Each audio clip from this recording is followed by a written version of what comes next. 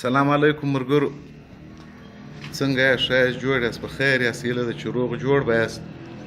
پرون موږ یوه ویډیو جوړه کړې وه د ټیپ په باره کې چې ټیپ دی پته ده، خلکو به اورېدی. اوس هغه ټیپ موږ سره پروت دی او دوی ته ما خبره کړې وه چې د دغه ټیپ د کیسټ څه موږ ډیجیټل ته یعنې MP3 ته ګانه څنګه اړوو. دا په دوی ته زه نن در وښایم چې دا د ټیپ کیسټ و کمپیوټر ته څنګه اوړي او بیا په MP3 کې څنګه غږېږي. اول وار خو دا دی ټیپ ته موږ دا دی کیسټ ور واچوئ. دا کیسټ دی پخوانۍ غزلې پکښې دي. دا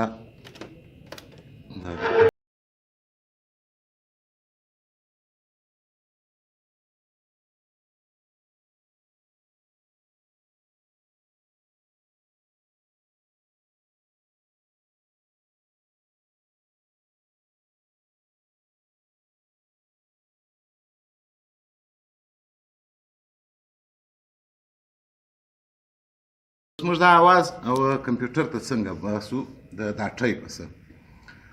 اول وار موږ په دا ټیپ کې ګورو، په دا ټیپ کې یو شی راځي. دا زه دوی ته اوس د ښکاره کوم. دا دوه شیان، دا لاین ان دی، دا دوه رایټ ټو لیفټ دی، دا لاین اوټ دی. د دغه لاین اوټ څخه بیا موږ یو کیبل باسو. زه کیبل دوی ته اوس د ښکاره کوم. دا بیا موږ کمپیوټر ته ور اچوو دا کیبل. بیا زه نوره طریقه در ښایم. دا کیبل په کار کېږي چې یو سایډ کې دا ماډل کیبل وي،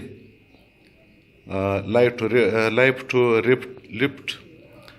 دې کې یو د چپې سپیکر کار کوي، یو د رسته سپیکر کار کوي. د دواړو سپیکرانو د جلا جلا کیبلان دي. هلته په رایټو په لیفټ کې دا لګېږي. اوس موږ راولاړېږو دا کیبلان ول د ټیپ دا لاین اوټ چې لیکلی دی، دا مطلب یې نه و. دی لاین اوټ ته موږ دا کیبلان ور اچوو. دا یو په دې سایډ کې ور ولوېدی او دا بل په دې سایډ کې ور ولوېدی. دا د ښه سم وینې مطلب دا خو لاین ان سو. په دې کې بیا ته مطلب د بلې خوا څه اواز راوړی سې، په دا ټیپ کې لګولی سې. دا کیبلان موږ لاین اوټ ته ولګول چې یعنې دی اواز باسي. د دې کیبل دا بل سر چې راواخې دا بیا د کمپیوټر په شا کې لګېږي. دا مو اوس در ښکاره کوم. دا به کوم ځای ته ور لګېږي او بیا څنګه کار کوي. ګورئ چې هغه یو سایډ یې ما ټیپ ته ور ولګوئ. دا بل سر مې راواخیستئ. د کمپیوټر په شا کې د دې خپل اپشنان دي، هغه زه اوس به تاسو ته در ښایم. په دې ځای کې چې راولاړ سئ، دا اپشنان چې وګورئ، یو سور ښکاره کېږي، یو زرغون ښکاره کېږي او یو شین ښکاره کېږي. هغه ته دا نښانونه دا دې ورکول سوي دي چې دا زرغونه څه نښان دا دی بار ته وتلی دی، یعنې مطلب دا د کمپیوټر اواز بار ته باسي.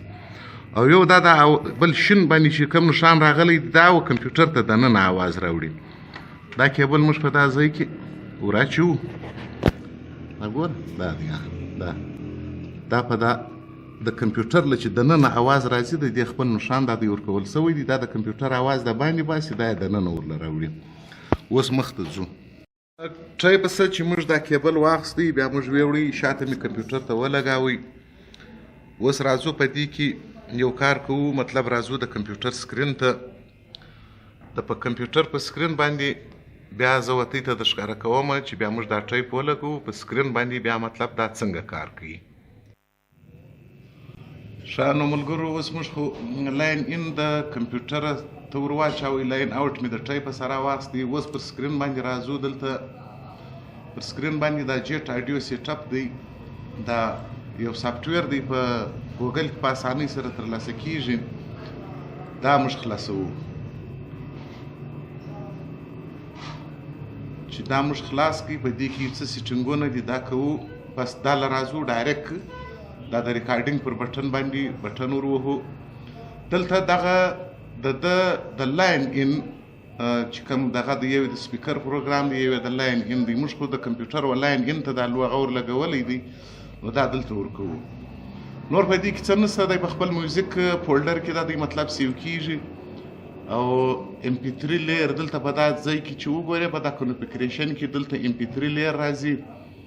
او بیا دلته کنفیګریشن ورکول کېږي. سټیریو ورکوي، مونو ورکوي، ډیول سټوریو ورکوي. اصل کې د سټوریو صحیح ده.